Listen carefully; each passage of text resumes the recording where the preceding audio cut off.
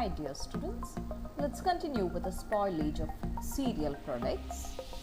Previously we had mentioned the different types of microbes which could cause the spoilage of cereal products and what are the factors which are influencing the spoilage of cereal products. Now in this session we are going to discuss the methods which we can employ to prevent the spoilage of cereal products. Of course, the first and foremost thing is the use of good manufacturing practices as well as excellent sanitation programs. These are something of very much importance to make sure that contaminating microbes do not enter into the cereal products which we produce. Other than that, we can see that packaging products as soon as possible after baking, frying or steaming, as well as sealing it at temperatures high enough to destroy the mold spores that may come from the environment can also prevent mold contamination. And packaging in a sterile atmosphere can also be used to prevent the post-baking contamination. You need to keep in your mind when you consider cereal products, it does not include restrict yourself into the rice or the variants of cereals which you have, but even the baked products do come under the cereal products. And post-baking treatments can also be effective to reduce the contamination of these bakery products, such as you can use sometimes heat treatments or even ultraviolet irradiation can also be used to prevent the spoilage. And other techniques such as ionizing radiation or the cold pasteurization can also be employed. And for example, small doses of radiations can eliminate the non-spore forming bacteria such as Salmonella species, Staphylococcus aureus, Campylobacter jejuni, Listeria monocytogenes, as well as Escherichia coli O157H7, which is a toxigenic strain of Escherichia coli. And ultimately, in all these methods, we are trying to reduce the water activity of the baked good using various techniques. Even sometimes we can also use chemical antimicrobial agents in the food, in the baked food, as well as gas packaging, as well as the storage of the product by refrigeration can also help us to prevent the spoilage or to reduce the level of spoilage.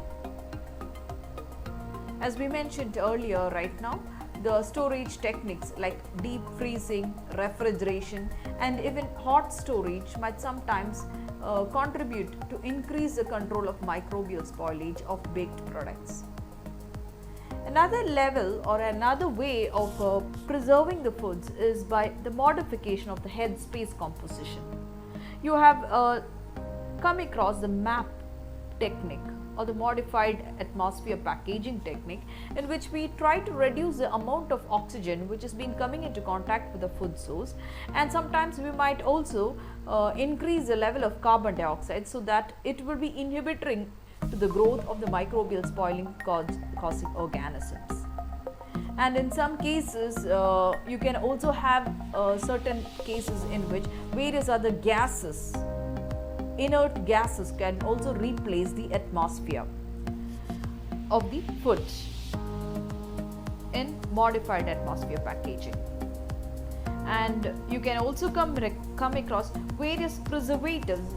It can be chemical agents like chemical preservatives, and among these chemical preservatives which are being used to prevent food spoilage, you can see that propionic acid and sodium propionate as well as calcium propionate are the most widely used preservatives in the case of cereal products, especially in the case of bread.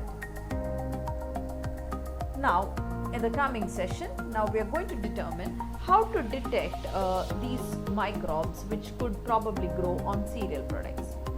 The most frequent method is the aerobic plate count methods. That is, you homogenize your food sample and you take a plate count on a microbiological media, or to detect the coliforms you can have the coliform counts, or specifically you can also determine the E. coli counts. In addition to this, other than the bacteria, we can assess the mold as well as the yeast counts which could be present on the food. And the tests which have been selected for osmotolerant yeast as well as molds could also be taken. Generally speaking, all the tests which have been done for the microbiological sampling of food can be done unless and until it is not specific for a particular food. And you can also determine quantitatively the formation of rope spores on the equipment in the dough or in the finished product. See, in all the equipments which we come across in the baking industry or in the food processing industry, they all can be assessed for the microbiological quality.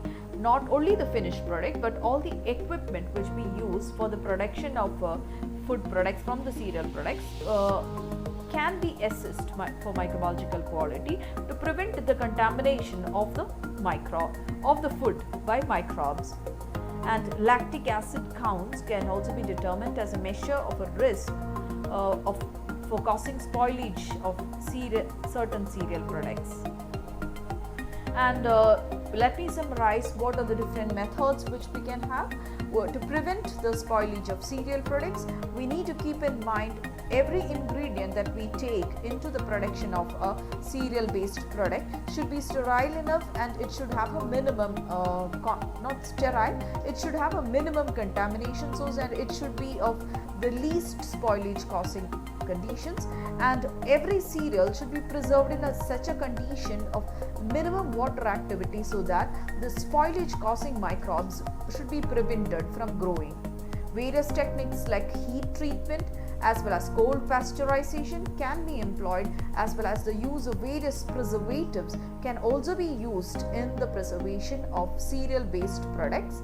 And good manufacturing practices as well as sanitation should be followed in the food industry when they are employing various techniques or various processing steps to produce the cereal based products. Thank you for now for your kind attention. Let's watch the next types of spoilages in the coming sessions. Thank you for now.